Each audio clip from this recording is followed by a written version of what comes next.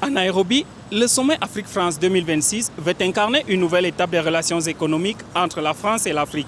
Selon la Direction générale du Trésor français, les échanges commerciaux entre la France et l'Afrique subsaharienne ont atteint près de 24,1 milliards d'euros en 2024, malgré un léger recul annuel.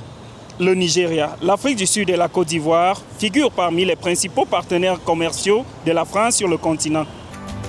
Kenya is proud to host. Le Kenya est fier d'accueillir ce moment décisif et nous sommes prêts. Nous sommes ici pour défendre la réforme de l'architecture financière internationale afin que les pays africains puissent accéder au financement dans des conditions équitables et durables.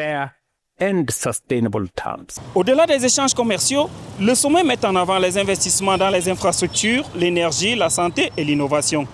L'Agence française de développement indique que l'Afrique concentre près de 35 milliards d'euros de projets en cours, soit près de la moitié du portefeuille mondial du groupe AFD.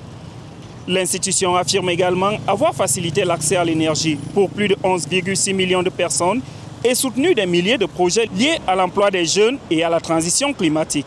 L'idée, c'est véritablement de renforcer la relation sur le plan économique, mais surtout la relation partenariale entre les entreprises françaises et les entreprises africaines, véritablement dans les deux sens, selon des modèles de partenariat dans la durée, des modèles de partenariat équilibrés, où on va être sur des thématiques qu'on évoque quand même de plus en plus souvent, mais de co-construction, de co-innovation, de co-investissement, véritablement faire ensemble pour faire aussi émerger des champions africains et pour pouvoir adresser les marchés africains, faire en sorte que l'Afrique rentre davantage dans les chaînes de valeur mondiales.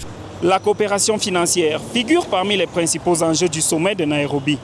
Selon l'Agence française de développement et la Banque mondiale, leur portefeuille commun de cofinancement atteint 30 milliards de dollars, dont 20 milliards engagés depuis 2018 pour soutenir les objectifs de développement durable et les politiques climatiques en Afrique. Les annonces attendues portent sur l'innovation numérique, l'énergie et les infrastructures, dans un contexte où plusieurs États africains cherchent à diversifier leurs partenariats et accélérer leur transformation industrielle. Depuis Nairobi au Kenya, Jonathan Messinkwa pour Africa 24.